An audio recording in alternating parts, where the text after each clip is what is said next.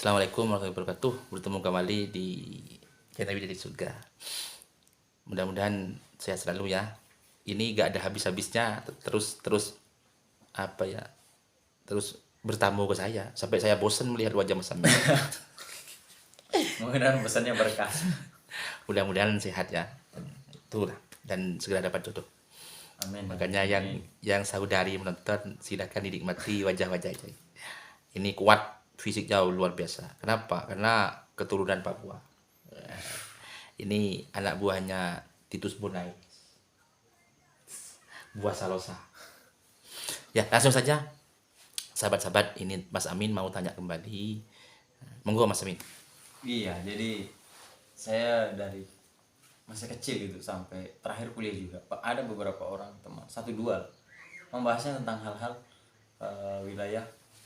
Contohnya gini, yang sering diceritakan. Kalau guru ngaji saya itu sama juga.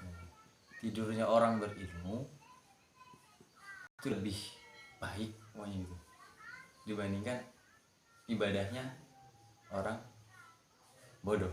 Misalnya sholat nih, ada sholat dikasih kisahnya nih, jadi kisahnya subuh ada orang sholat, nah ada di masjid orang tidur, setan lebih takut atau iblis lebih takut dengan yang tidur tuh.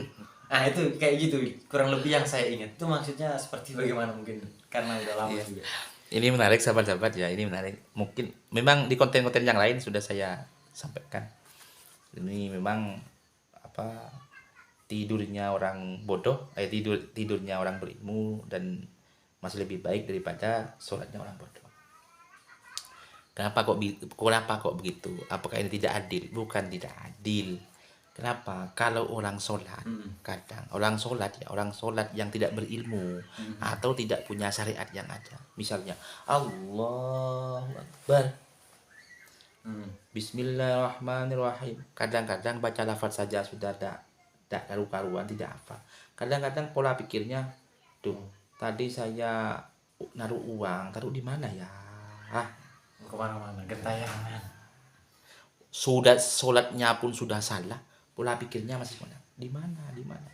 Kalau orang yang berilmu, kalau sholat Allahu Akbar, mungkin tidak sempat ingat uang. Kenapa kok tidak sempat? Karena setiap lisannya yang ia ucapkan bersamaan dengan arti dalam hatinya.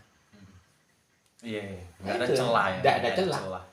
Sibuk Mas Amin, sibuk mengartikan makna. Saya sering seperti itu. Allahu Akbar. Saya bilang Allahu Akbar di lisan, ini dalam hati saya mengingat Allah Maha Besar. Oh gitu.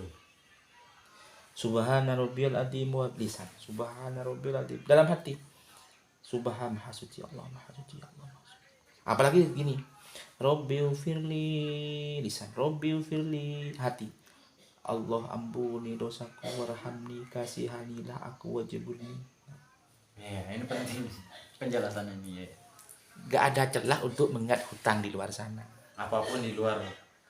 Apalagi Mas Amin, tidak ada celah untuk mengingat yang kerudung merah, gitu. Tidak ada celah untuk mengingat kerudung putih.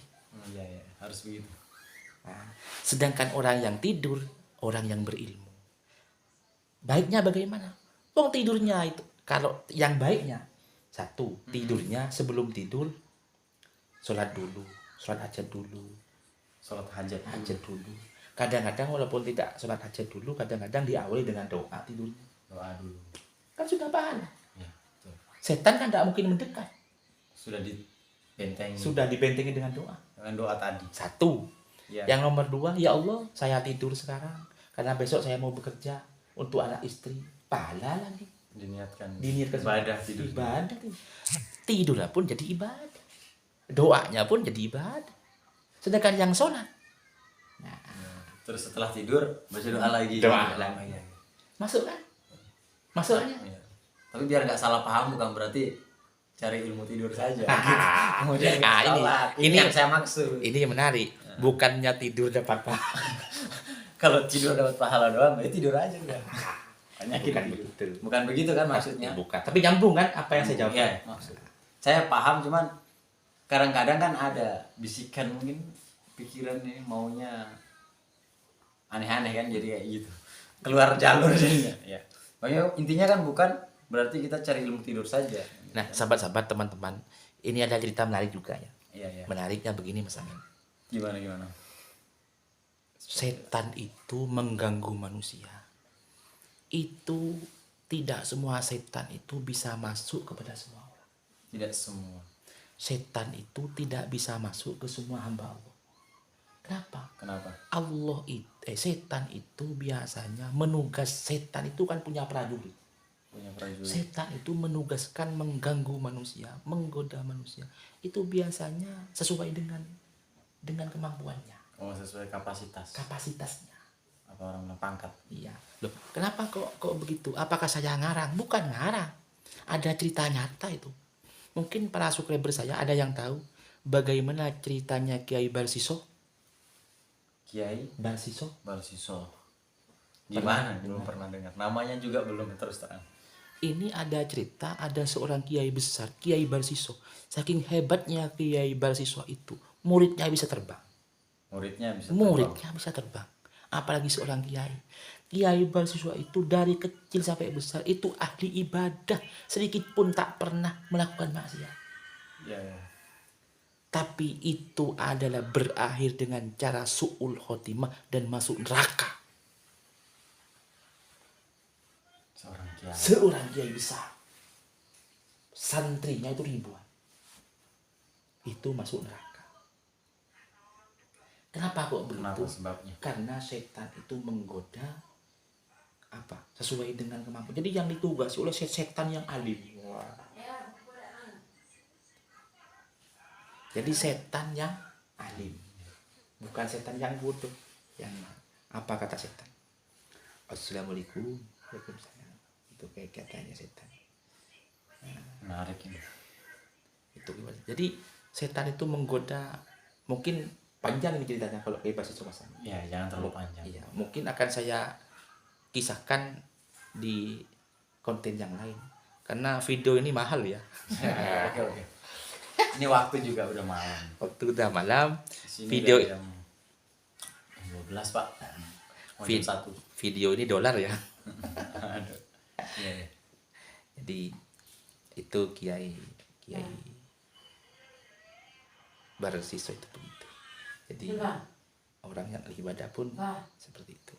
Oke, sudah. Ya, mungkin selesai untuk tema ini. Ini sudah lebih saya fisik kembali, nanti kami bisa ceritakan kalau Mas Amin ada waktu untuk tanya ke Barsiso itu. Insya Allah kalau ada kesempatan lagi, ada ruang-ruang yang bisa diisi dengan lebih baik, kenapa enggak? Kembali. Karena ini menarik. Mungkin juga suatu saat saya akan konten di ruang terbuka. Ya, di ruangan terbuka. Ini juga nanti akan saya konten ini Mas Amin ketika menentukan pilihan jodoh. Karena kemarin Mas Amin sudah saya kasih waktu ini. Iya. Untuk memilih seorang begini begitu. Tapi Mas Amin kok tidak lanjut, padahal sudah saya kasih petunjuk ini. Sudah saya kasih pilihan petunjuk. Apakah ini memang tidak hidup apa bagaimana? Ini perlu dipertanyakan lagi. Karena kesempatan tidak akan datang dua kali. Iya. Bisa saja saya besok tidak akan menawarkan ini, akan saya tawarkan kepada orang lain. Waduh. Oke. Karena kesempatan tidak akan datang dua kali. Jadi hidup satu kali, kesempatan satu kali, maksimalkan dengan baik. Maksimalkan. Sudah, itu saja. Salam sehat selalu. Salam sukses semuanya. Mudah-mudahan semua dalam lindungan Allah Subhanahu wa taala. Amin.